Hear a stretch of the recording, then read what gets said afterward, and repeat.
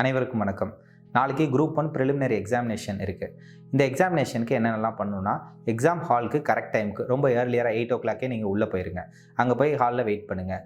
அடுத்தது சென்டர் எங்கே இருக்குது அப்படிங்கிறத இன்றைக்கி நைட்டே கூகுளில் அட்லீஸ்ட் மேப் போட்டு எவ்வளோ டிஸ்டன்ஸ்னு பார்த்துருங்க. நாளைக்கு அந்த பேனிக் குறையும்.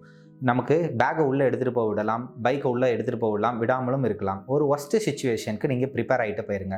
ஹால் டிக்கெட்லாம் இன்றைக்கி நைட்டே வந்து எக்ஸ்ட்ரா காப்பீஸாக ஒரு 2 காப்பீஸ் வந்து பிரிண்ட் அவுட் போட்டு வச்சுக்கோங்க. பென்னு எக்ஸஸாக வாங்கி வச்சுக்கோங்க.